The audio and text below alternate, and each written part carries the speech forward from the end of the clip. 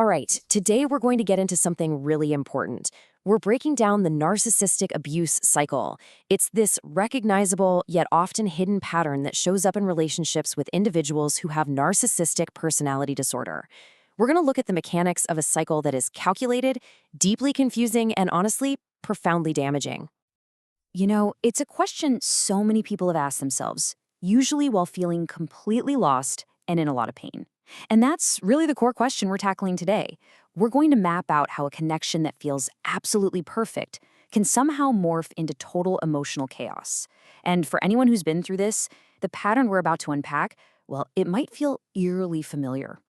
Okay, so here's our game plan. First, we'll define what this cycle actually is. Then, we're going to walk through each of the 4 phases step by step: idealization, devaluation, discard, and then hoovering. And finally, we'll get into the real-world impact this has on a person and what the road to recovery can look like. Now, while every relationship has its own unique details, the arc of narcissistic abuse is, well, disturbingly predictable. It follows this pattern that feels almost scripted, and that's because it isn't accidental. It is a calculated cycle of manipulation, and it's all designed for one thing: to get and keep control. Here they are, the 4 distinct phases that make up this whole framework. It all kicks off with this intense adoration. Then it shifts into criticism and chipping away at your self-worth, which leads to this often brutal ending. And sometimes it can even restart with them trying to pull you right back in. This is the core structure we're about to really dig into. So before we go any further, we absolutely have to understand this concept: trauma bonding. You can think of it as the emotional superglue that makes leaving so incredibly difficult. It's created by the inconsistency of the abuse, that unpredictable swing between cruelty and kindness. It creates this powerful, almost addictive hope that things will get better, that the good times will come back. So, how does this all begin? Well, the start of the relationship usually feels like a literal fairy tale.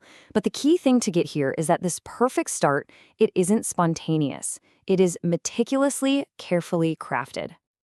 These are the main tools they use. With mirroring, the narcissist basically becomes a perfect reflection of you. It creates this intoxicating feeling of being completely and totally understood, like you found your soulmate. Then there's love bombing, this whirlwind of attention and affection designed to get your guard down fast. And all of this is powered by what's called cognitive empathy. They don't actually feel what you feel, but they understand it intellectually just well enough to use it against you. And you'll hear things just like this.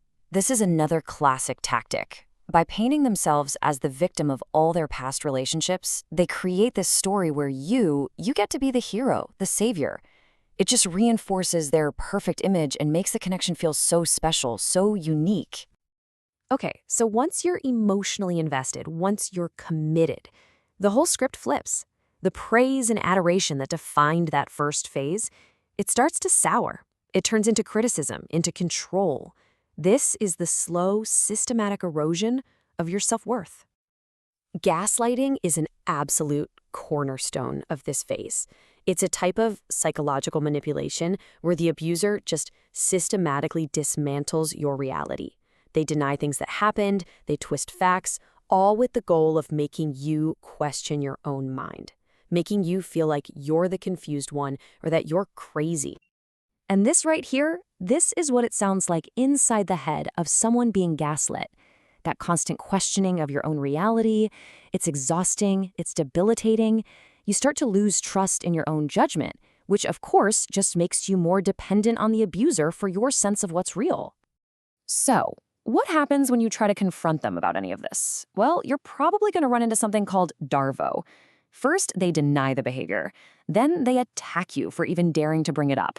And finally, they reverse the roles of victim and offender, claiming that they are the real victim of your accusations. It's absolutely maddening because you end up apologizing for just trying to defend yourself. And this right here is what keeps that trauma bond so incredibly strong. Just when you feel like you're at your breaking point, they might give you a little glimpse of that charming person from the beginning. This unpredictable reward system, it works exactly like a slot machine. It keeps you hooked, always hoping for that next win.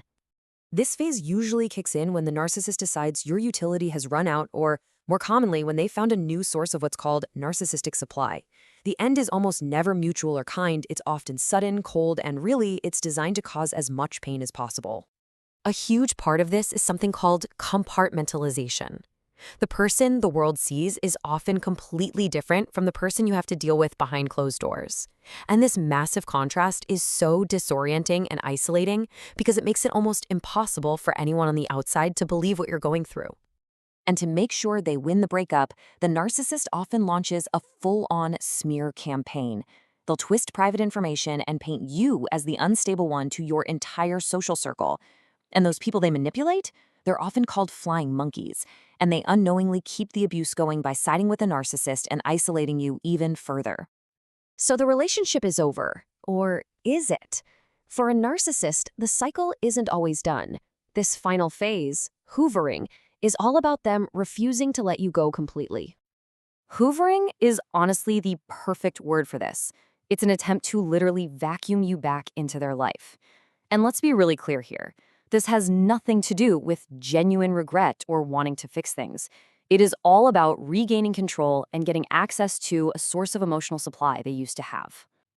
These are textbook hoovering messages. They're specifically designed to play on your empathy, your shared memories, and that trauma bond that might still be there.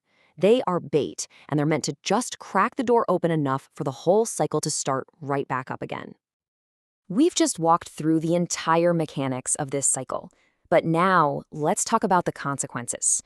The impact of long-term narcissistic abuse, it's not just a bad breakup. It's a deep psychological injury that has really long-lasting effects. The damage is it's extensive.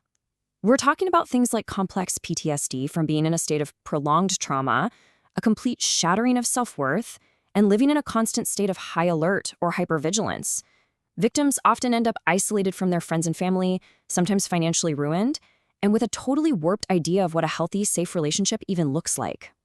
And this might be the most critical thing to take away from all of this.